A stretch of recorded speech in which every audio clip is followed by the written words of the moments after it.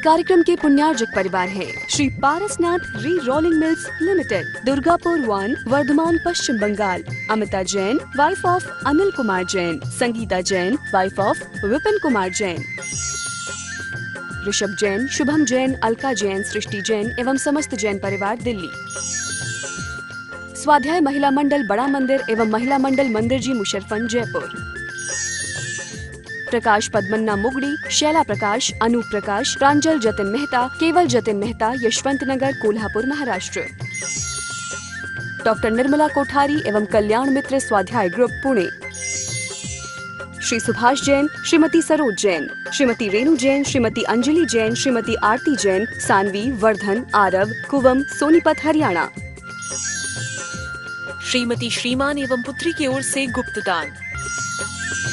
मानक चंद, कमला देवी, राकेश, नीतू, ऋषभ एवं आयुषी मुशरफ, B123, सेठी colony, Jaipur, Rajasthan. जय जिनेन्द्र। 8 कम मुके 8 गुण अणुव में सिद्धे 8 पुड़ विड़विठे निठिय कज्जेय वंदे मोणिच्यम। पंच परमेष्ठी भगवान की जय। श्रामण्य अधिकार के अंतर्गत हम और आप जो मुनि महाराजों के कर्तव्य होते हैं, जिस अनुसार वो चर्या का पालन करते हैं, उन्हें हम समझ रहे हैं। पिछली ज्ञानशाला की कक्षा में हमने समझा कि कुल जाति आदि पूजनीय नहीं है, अपितु जो गुण उन श्रमण में विद्यमान है वे ही पूजनीय हैं, वे ही वंदनीय हैं। आइए उसी क्रम में आगे बढ़ते हैं और एक नया विषय, जिसमें जो श्रमण अर्थात जो मुनि होते हैं उनके लिए क्या चक्षु है, किसके अनुसार वो अपनी चर्या का पालन करते हैं, किसके अनुसार अपना जीवन यापन करते हैं, उसके बारे में समझते हैं। गाथा क्रमांक 119। आगम चक्षु साहु इंद्रिय चक्षु ही सर्वभूतानि देवाय ओहि चक्षु सिद्धो पुण्य संवदो चक्षु। आगम चक्षु साहु। आगम अर्थात शास्त्र, चक्षु अर्थात चक्षु है, देखने का स्थान है। साहु मतलब साधु के लिए।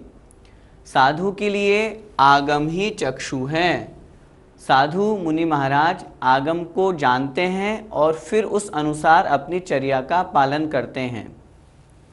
इंद्रिय चक्षु ही सर्वभूतानि। सर्वभूतानि जो सभी प्राणी हैं, संसार में रहने वाले जो प्राणी हैं, उनके लिए इंद्रिय चक्षु ही अर्थात पंच इंद्रियां, स्पर्शन, रसना, घ्राण, चक्षु और कर्ण, ये पांचों इंद्रियां ही उनके लिए चक्षु है, जानने का साधन है। देवा यह ओहि चक्षु, यह मतलब और जो देवा देवलोग होते हैं, देव पर्याय में जो प्राप्त हैं ऐसे देव, उनके लिए ओहि चक्षु अवधि ज्ञान ही चक्षु है। वे देवगण, वे देवतागण अवधि ज्ञान के द्वारा जानते हैं। सिद्धा पुण्य संवदो चक्षु, और जो सिद्ध होते हैं, पुण्य अर्थात और, उनके लिए संवदो सब ओर से चक्षु है। सब ओर से चक्षु का तात्पर्य, उन्होंने तो ज्ञानावरण कर्म को समाप्त कर दिया, नष्ट कर दिया, वे तो सर्वज्ञ हो गए, तो सर्वज्ञता की अपेक्षा से वे सब ओर से जानते हैं, आत्मा से जानते हैं। इस गाथा में आचार्य भगवान कौन किस अनुसार जानता है, किसके अनुसार ज्ञान प्राप्त करता है, उसकी चर्चा की गई है। विशेष रूप से जो मोक्ष मार्ग में लगे हुए साधु महाराज हैं, उनके लिए यहाँ पर कथन किया, उन साधु के लिए आगम ही चक्षु है। जो कुछ भी जानना है, समझना है, किस रूप हमें चर्या का पालन करना है, उन सब का ज्ञान उन्हें कहाँ से प्राप्त होता है, तो लिखा आगम से। इसलिए साधु के लिए आगम ही चक्षु है, शास्त्र ही चक्षु है। अन्य संसार के जो सभी प्राणी हैं, उनके लिए इंद्रिय ही चक्षु है। पांचों इंद्रियों के माध्यम से वो ज्ञान प्राप्त करते हैं। जो देवता गण होते हैं, उनके लिए अवधि ज्ञान ही चक्षु है। उस अवधि ज्ञान के निमित्त से वो जानते हैं। और जो सिद्ध भगवान हैं उन वे तो सर्वज्ञ हैं, उनके लिए तो सभी ओर से चक्षु हैं, अर्थात आत्मा में लीन हैं, आत्मज्ञ हैं, सब कुछ को जानते देखते हैं। इस प्रकार विशेष रूप से श्रवण की चर्चा करके उनके लिए आगम ही चक्षु है, आगम ही नेत्र है, इसकी चर्चा इस गाथा में की गई है। पंडित जी, साधु आगम रूप चक्षु वाले क्यों कहे जाते हैं? को मुनि महाराज को जो कुछ भी जानना है उसके लिए आगम ही उनके पास साधन है। मुझे कैसे चलना है, किस प्रकार उठना है, किस प्रकार बैठना है, आहार विहार और निहार में किन किन बातों का ध्यान रखना है, यदि मैं आहारचर्या को जाऊं तो मुझे क्या ग्रहण करने योग्य है, क्या त्यागने योग्य है, निहार करते समय मुझे कैसी अवस्था में रहना है, इन सब बातों का ज्ञान आगम से, शास्त्र से ही प्राप्त होता है। सामायिक करनी है, मुझे उस सामायिक में कैसा चिंतन करना है, प्रतिक्रमण करना है, प्रत्याख्यान करना है, अपने ज्ञान को बढ़ाना है, इन सारी की सारी चीज़ों में शास्त्र उनके लिए साधन कहे जाते हैं, उसके अलावा और कोई साधन नहीं है। इसलिए आचार्य भगवान ने यहाँ पर उन साधु के लिए आगम ही उनका चक्षु कहा है, उनका नेत्र कहा है। चक्षु अर्थात जिसके द्वारा देखा जाता है, जाना जाता है, और यही आगम एकमात्र ऐसा साधन है जिसके माध्यम से वे मुनि महाराज जानते हैं, समझते हैं कि मुझे किस तरह चर्या का पालन करना है, किस तरह मुझे कर्मों का क्षय करना है। मैं ऐसी क्रिया करूँगा, ऐसी साधना करूँगा, इन तपों को तपूँगा तो मेरे कर्मों की निर्जरा अधिक होगी। उन सब का ज्ञान उन्हें आगम से प्राप्त होता है, शास्त्रों से मिलता है। इसीलिए साधु के लिए जो नेत्र है वे आगम कहे गए हैं। सभी जीव इंद्रिय चक्षु से कैसे जानते हैं? समस्त जीवों के पास में जानने और देखने के लिए जो है वह उनकी इंद्रिय और मन है। जब हम समस्त जीवों की यहाँ पर बात कर रहे हैं तो जो एक इंद्रिय, दो इंद्रिय, तीन इंद्रिय, चार इंद्रिय और पंचेंद्रिय, और पंचेंद्रिय में भी जो संगी और असंगी, इस प्रकार से भेद करने पर जिस जिस जीव की जितनी इंद्रियां हैं उसके माध्यम से वो जानते और देखते हैं। एक इंद्रिय जीव की हम चर्चा करें, उनके पास मात्र स्पर्शन इंद्रिय है, उस स्पर्शन इंद्रिय के माध्यम से वो जानते समझते हैं। दो इंद्रिय जीव, उनके पास स्पर्शन और रसना, ये दो इंद्रियां हैं, उनके माध्यम से वो जानते देखते हैं। तीन इंद्रिय जीव, जिनके पास स्पर्शन, रसना और घ्राण, ये तीन इंद्रियां हैं, इन तीनों इंद्रियों के माध्यम से वो जानते देखते हैं। जिसके साथ में चक्षु इंद्रिय और जुड़ जाती है, ऐसे चार इंद्रिय जीव उन चार इंद्रियों के माध्यम से जानते देखते हैं। और स्पर्शन, रसना, घ्राण, चक्षु और कर्ण, इन पांचों इंद्रियों के माध्यम से जो जानते देखते हैं वे पंचेंद्रिय जीव कहलाते हैं। और साथ में यदि मन भी जुड़ गया, संगी पंचेंद्रिय सेनी जो होते हैं, जिनके साथ मन होता है, पांच इंद्रिय और मन से जो जानते देखते हैं, समझते हैं, वे इंद्रियों के द्वारा जानने देखने के कारण से सभी जीवों के लिए ये पांच इंद्रियां और मन जानने देखने का साधन कही गई है। इसलिए यहाँ पर सभी जीवों के लिए इंद्रिय चक्षु कहा गया है। पंडित जी, क्या देवगण मात्र अवधि ज्ञान से ही जानते हैं, इंद्रियों से नहीं? आचार्य भगवान कुंद स्वामी महाराज ने देवाय ओहि चक्षु, इसमें तीसरे चरण में कहा देवताओं के लिए उनका अवधि ज्ञान ही चक्षु है, उस अवधि ज्ञान के माध्यम से वो जानते देखते हैं। अब प्रश्न उठता है, पांच इंद्रियां और मन तो उनके भी है, तो क्या उनके माध्यम से नहीं जानते? जानते तो हैं, लेकिन पांचों इंद्रियों का जो जानने का उत्कृष्ट क्षेत्र है वो तो बहुत सीमित है। जैसे स्पर्शन इंद्रिय, स्पर्शन इंद्रिय के माध्यम से कितनी दूर तक की वस्तु को स्पर्श किया जा सकता है, तो लिखा आचार्यों ने 9 योजन। रसना इंद्रिय के माध्यम से 9 योजन, घ्राण इंद्रिय के माध्यम से 9 योजन, और जो चक्षु इंद्रिय है उसके माध्यम से 47,365 योजन, और जो कर्ण इंद्रिय है उसके द्वारा अधिक से अधिक उत्कृष्ट 12 योजन की वस्तु को सुना जा सकता है। तो पांचों इंद्रियों का जो विषय है वो सीमित है, लेकिन अवधि ज्ञान का विषय तो बहुत अधिक है। सर्वार सिद्धि के देव अपने सर्वार सिद्धि विमान में बैठे बैठे बिल्कुल नीचे अधोलोक पूरी त्रसनाड़ी तक को जानते देखते हैं। तो इसलिए विशेष कथन की अपेक्षा से आचार्य भगवान ने यहाँ पर देवताओं का जो चक्षु है अर्थात देवता जिनके द्वारा जानते देखते हैं वह अवधि ज्ञान है। इंद्रियां तो हैं उनके पास, लेकिन उस इंद्रिय से भी अधिक विषय को प्रकट करने वाले, जानने देखने वाले उनके पास जो साधन है वह है उनका अवधि ज्ञान। इसलिए देवताओं के अवधि ज्ञान को ही उनका चक्षु कहा है। भैया जी, सिद्ध भगवान कैसे जानते हैं? भगवान ने शब्द दिया संवदो, सब ओर से जानते हैं। सब ओर से जानने का तात्पर्य है आत्मा के प्रत्येक प्रदेश से जानते हैं।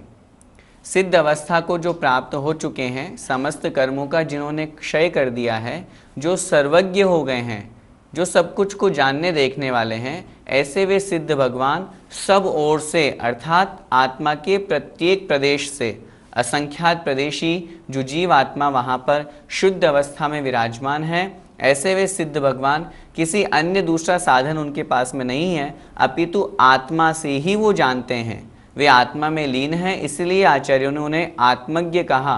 और आत्मज्ञ के साथ में हमें यह भी समझना कि आत्मा के किसी एक विशेष स्थान से नहीं, अपितु आत्मा के प्रत्येक प्रदेश से वे सिद्ध भगवान पूरे तीनों लोकों को, और लोक को ही नहीं अलोक को, प्रत्येक वस्तु को जितना ज्ञेय है उसके प्रमाण वे सिद्ध भगवान जानते हैं और देखते हैं। पंडित जी, केवली और मुनि के ज्ञान में क्या अंतर है? की अपेक्षा चर्चा करें तो मुनि महाराज और केवल ज्ञानी दोनों के ज्ञान में कोई अंतर नहीं।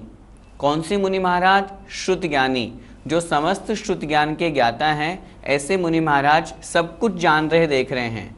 लेकिन अंतर सिर्फ इतना है कि वो जो कुछ भी जान देख रहे हैं वो 5 इंद्रियों और मन से जान रहे हैं, इसलिए उनका वह ज्ञान परोक्ष ज्ञान है। लेकिन जो केवल ज्ञानी हैं वे सब कुछ जान रहे देख रहे हैं, लेकिन वे 5 इंद्रियों और मन की सहायता के बिना आत्मा से जानते और देखते हैं, इसलिए उनका वह ज्ञान प्रत्यक्ष ज्ञान है। दोनों के ज्ञान में कोई अंतर नहीं। जो ज्ञान अर्थात जो केवली भगवान जान रहे हैं, लोकनाड़ी ऐसी होती है, इतनी मोटी होती है, इतनी घन राजू वाली होती है, इस तरह मध्य लोक होता है, सब कुछ जो केवली भगवान जान रहे हैं ठीक वैसा का वैसा ही, कोई अंतर नहीं जिसमें, बिल्कुल सेम टू वैसा का वैसा ही श्रुत ज्ञानी भी जानते देखते हैं। अंतर सिर्फ इतना है कि वे 5 इंद्रियों और मन से जानते देखते हैं, इसलिए उनका वह ज्ञान परोक्ष ज्ञान है, और जो अपनी आत्मा से जानते देखते हैं इसलिए उनका ज्ञान प्रत्यक्ष ज्ञान कहा जाता है। इसीलिए श्रमण अर्थात जो मुनि महाराज होते हैं उनका जो नेत्र है वो किससे जानते देखते हैं, उसका मूल साधन यहाँ बताया आगम शास्त्र, क्योंकि उसी के माध्यम से केवल ज्ञानी ने उसे प्रत्यक्ष जाना, और हम और आप अथवा कोई भी व्यक्ति, जहाँ अभी मुनि महाराज की चर्चा चल रही है, जो श्रुत ज्ञान को पूर्ण रूप से धारण किए हुए हैं, वह सब कुछ उसी आगम के अनुसार जानते हैं। आगम के अनुसार एक श्रुत ज्ञानी मुनि महाराज अमूर्तिक द्रव्य को भी जानते हैं।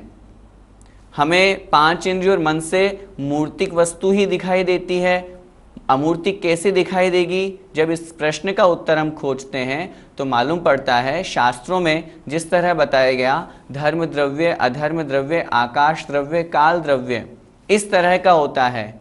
जो जैसे माना कि धर्म द्रव्य जो जीव और पुद्गलों को, चलते हुए जीव और पुद्गलों को चलने में उदासीन रूप से सहकारी होता है, उसे धर्म द्रव्य कहते हैं। ये हमने जाना, हम और आप मति ज्ञानी श्रुत ज्ञानी हैं, ये हमने जाना कि धर्म द्रव्य ऐसा होता है, हमने धर्म द्रव्य को जान लिया, वो अमूर्तिक है। केवल ज्ञानी ने भी धर्म द्रव्य को जाना, जो हमने जाना ठीक वैसा ही जाना, अंतर सिर्फ इतना, उन्होंने प्रत्यक्ष जाना और हमने परोक्ष जाना। तो इस अपेक्षा से आगम में जो कुछ लिखा हुआ है वही सब कुछ है, उसी के अनुसार हम प्रवर्तन करते हैं, उसको जानते हैं और उस रूप तद्रूप हम चर्या और आचरण करते हैं।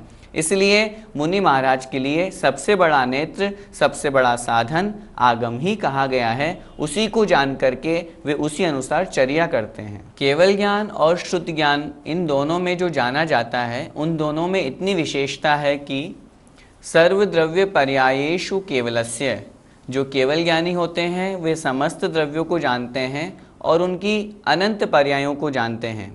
लेकिन जो मति ज्ञानी श्रुत ज्ञानी हैं, मति श्रुतियोर निबंधो द्रव्येष्व सर्व पर्यायेषु, वे सभी द्रव्यों को तो जानते हैं, लेकिन असर्व पर्यायेषु, उनकी सभी पर्यायों को नहीं, उनकी कुछ पर्यायों को ही मति ज्ञान श्रुति ज्ञान जानता है। केवल ज्ञानी जो कुछ भी जानते देखते हैं वह सब अक्रम पूर्वक होता है, लेकिन जो श्रुत ज्ञानी होते हैं वे जो कुछ जानते हैं वे क्रम पूर्वक जानते हैं। इस प्रकार इन दोनों में अंतर समझना चाहिए। पंडित जी, इस गाथा का क्या उद्देश्य है? इस गाथा से हमें इतना मात्र समझना चाहिए कि जो श्रमण होते हैं, मुनि होते हैं, उनका नेत्र, उनको जो कुछ भी जानना है वह उनके लिए आगम ही है। किस प्रकार हमें चर्या का पालन करना है, किस प्रकार हमें मोक्ष मार्ग में प्रवर्तन करना है, रत्नत्रय का पालन करके किस प्रकार हमें साधना करके मोक्ष की ओर आगे बढ़ना है, ये सारा का सारा वर्णन उनके लिए शास्त्रों में ही है। सर्वज्ञ भगवान साक्षात रूप में वर्तमान में हमारे समक्ष नहीं है, इसलिए सर्वोपरि साधन है आगम। आगम में जो लिखा है उसी अनुसार प्रवर्तन करना उनका मुख्य कर्तव्य है। आगम से बाह्य यदि वो प्रवर्तन करते हैं तो वह मुनि के लिए योग्य नहीं। इसलिए आगम शास्त्र को अच्छी प्रकार से समझ करके और उसको वे जानते हैं, स्वाध्याय करते हैं और फिर उसी अनुसार वे अपनी चर्या का पालन करते हैं। इसीलिए इस गाथा का उद्देश्य यही समझना कि उन मुनि महाराज के लिए अपनी चर्या का पालन करना, मुनि अवस्था को धारण करना, उसमें सबसे बड़ा साधन है आगम। उस आगम के अनुसार वे प्रवृत्ति करते हैं, चर्या का पालन करते हैं और अपने उस मुनि चर्या को, मुनि पद को सफल बनाते हैं। आगम ही श्रमण का नेत्र है। इस बात को समझने के पश्चात आगम में जो आचार्यों ने मुनि महाराज के पालन करने योग्य 28 मूल गुण कहे हैं, उन 28 मूल गुणों का बड़ा महत्व है। जो उन 28 मूल गुणों से दूर होकर के अन्य बाहरी क्रिया करते हैं, उनके लिए आचार्य भगवान क्या कह रहे हैं, आइए समझते हैं। मूल गुणम चित्तूणय बाहिर कम्मम करे जो साहू सोण लहई सिद्धि सुहम जिणलिंग विराध गोणिच्यम। मूल गुणम चित्तूणय, यह अर्थात जो मूल गुणम, अपने मूल गुणों को चित्तूण, छेद करके, नष्ट करके, मूल गुणों की चिंता नहीं है, मूल गुणों का पालन हो रहा है या नहीं हो रहा इस बात की चिंता नहीं करके, उनका छेदन करके, बाहिर कम्मम, बाह्य कर्म को, बहिरंग क्रियाओं को, तंत्र मंत्र को, हस्तरेखा आदि देखने की क्रियाओं को, अन्य व्यर्थ की क्रियाओं को करेई, करता है जो साहू, जो साधु, जो मुनि होकर के, श्रमण होकर के, अपने मूल गुणों को छेद करके, मूल गुणों को नष्ट करके और बाह्य कर्म में, लौकिक प्रयोजन की क्रियाओं में लगा हुआ है। सो न लहई सिद्धि सुहम, सो अर्थात वह साधु, न लहई नहीं प्राप्त करता है, सिद्धि सुहम, सिद्धि के सुख को अर्थात मोक्ष सुख को, वह साधु मोक्ष सुख को प्राप्त नहीं करता है। और साथ में जिनलिंग विराध गुणिच्यम, नित्य हमेशा उस जिनलिंग का, उस मुनि मुद्रा का विराधक होता है, नष्ट करने वाला होता है, उस मुनि मुद्रा का अपमान और अनादर करने वाला होता है।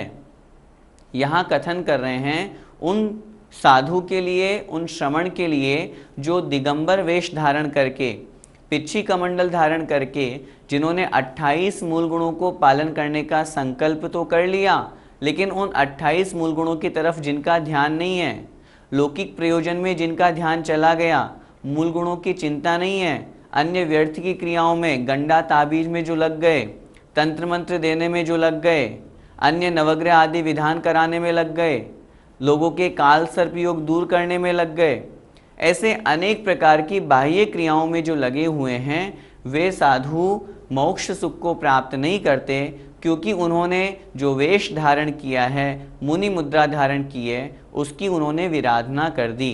पंडित जी, मुनि का मुख्य कार्य क्या है? आचार्य समंत भद्र स्वामी महाराज जी ने रत्नकरंडक शाउकाचार में जहाँ मुनि की परिभाषा दी, वहाँ उन्होंने लिखा, विषयाशा वशातीतो निरारंभो परिग्रह ज्ञान ध्यान तपो रक्तस तपस्वी स प्रशस्यते। मुनि महाराज का कार्य क्या? ज्ञान ध्यान और तप में लीन रहना, स्वाध्याय करते रहना, अपने ध्यान को और अपनी तपस्या को बढ़ाना, उसी में तल्लीन रहना, उसी में लवलीन होना, यह मुनि का कर्तव्य है।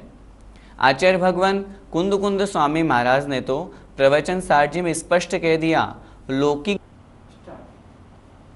कि बाहरी लोगों के संसर्ग से, लौकिक जनों के संपर्क से तो दूर ही रहना चाहिए। यदि उन लोगों का संसर्ग और उनका संपर्क में रहेंगे तो फिर अपनी आत्मा के कल्याण के भाव नहीं बनेंगे और उन लोगों के प्रति राग बढ़ेगा, जिससे वह मुनि अपने मार्ग से च्युत हो जाएगा। आचार्य भगवान कितना अच्छा कह रहे हैं पूज्यपाद स्वामी महाराज, इच्छत्येकांत संवासम निर्जनम जनितादरः यदन्य दुच्यते किंचित विस्मरति द्रुतम। अर्थात जो मुनि महाराज होते हैं वो तो एकांत संवास, एकांत में निवास करना जिनको अच्छा लगता है, निर्जनम जो लोगों के कोलाहल से, लोगों की आवाज़ से, शोरगुल से दूर हो।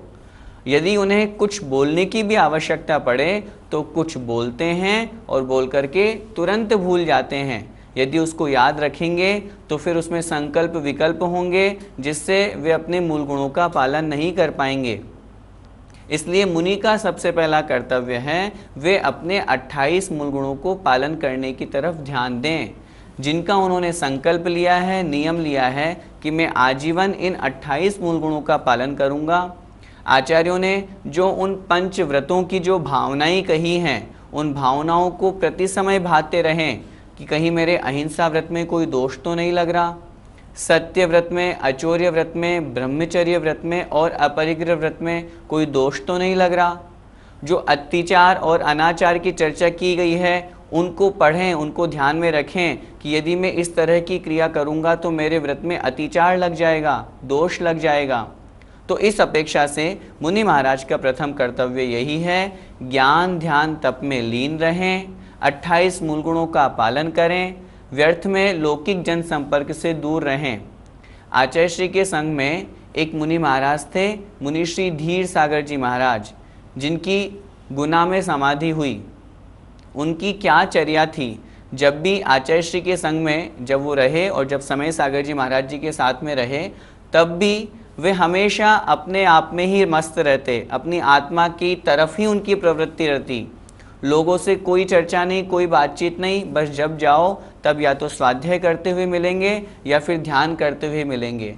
इस तरह मुनि की चर्या होती है और उस रूप, क्योंकि उन्हें आत्म कल्याण की भावना से वो मुनि बने हैं और उस भावना से युक्त होकर के उन्हें अपने मूल गुणों को पालन करने की चिंता है और उसी रूप उनकी क्रिया और उनका आचरण होता है। इस गाथा में बाह्य कर्म से क्या तात्पर्य है? बाह्य कर्म अर्थात लौकिक कार्य, ऐसे कार्य जिनसे आत्मा का कोई कल्याण नहीं होने वाला, व्यर्थ में दूसरों के चक्कर में उस मुनि पद की योग्य आचरण भी नहीं रहा। सीधा सा तात्पर्य, जो मुनि पद के योग्य कार्य नहीं हैं उन कार्यों को बाह्य कार्य या बाह्य कर्म समझना चाहिए। जैसे कोई मुनि महाराज किसी को कोई तंत्र दे रहे हैं, किसी को कोई मंत्र दे रहे हैं, कोई मुनि महाराज घर गृहस्थी की चर्चा कर रहे हैं, लौकिक जनों के संपर्क में बैठे हुए हैं, किसी को ये रिश्ता बता रहे हैं उसके यहाँ शादी करवा दो, इस तरह की चर्चा कर रहे हैं। कोई गंडा ताबीज और यंत्रों को बांटने में लगे हुए हैं। कोई मुनि है, तुम्हारी कुंडली में देख देता हूँ, इसमें क्या है तुम्हारा भविष्य बता देता हूँ, लोगों की कुंडली देखते हैं। कोई मुनि है, किसी की हस्त रेखा देख करके उसके भविष्य को बताने की चिंता में लगे हैं। कोई किसी के कुंडली में अथवा किसी अपेक्षा से उसके काल सर्प योग है तो उसका विधान कराने में लगे हैं।